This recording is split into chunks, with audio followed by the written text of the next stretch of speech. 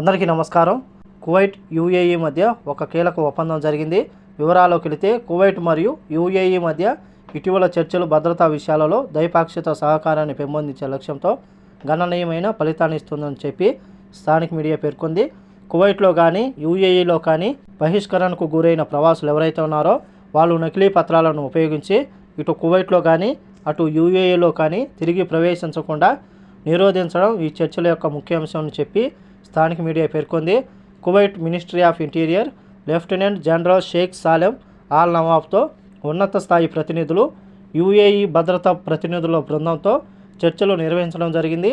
ఈ యొక్క చర్చల్లో మనం చూసుకుంటే కువైట్లో ఎవరైనా సరే ఫింగర్ వేసి వెళితే కానీ వాళ్ళు యూఏఈలోకి ప్రవేశించకుండా చర్యలు తీసుకుంటామని చెప్పి దీనికి సంబంధించి ఆన్లైన్ ద్వారా భద్రతకు సంబంధించి ఒక లింక్ అయితే ఏర్పాటు చేస్తామని చెప్పి ఈ యొక్క సమావేశంలో చర్చించడం జరిగింది. ముఖ్యమైన విషయం ఏమిటంటే ప్రస్తుతం కువైట్లో బయోమెట్రిక్ ప్రక్రియ కొనసాగుతుంది. ఈ యొక్క బయోమెట్రిక్ వేలిముద్రల ప్రక్రియ ఏదైతే ఉందో యూఏఈతో కువైట్ పంచుకోనుంది. అలాగే యూఏఈ కూడా తమ దేశంలో ఉన్న పౌరులు కానీ ప్రవాసులు కానీ వారికి సంబంధించిన సమాచారాన్ని కువైట్తో పంచుకోనుంది. భవిష్యత్తులో ఎవరైనా సరే కువైట్లో ఉన్న ప్రవాసులు కువైట్ దేశం నుంచి బహిష్కరించబడితే మళ్ళీ వాళ్ళు నకిలీ పత్రాలతో యూఏఈలోకి ప్రవేశించకుండా యూఏఈ దేశం నుంచి బహిష్కరించబడితే మళ్ళీ వాళ్ళు నకిలీ పాస్పోర్ట్తో కువైట్లోకి ప్రవేశించకుండా ఈ యొక్క వ్యవస్థను రూపొందిస్తూ ఉన్నారు.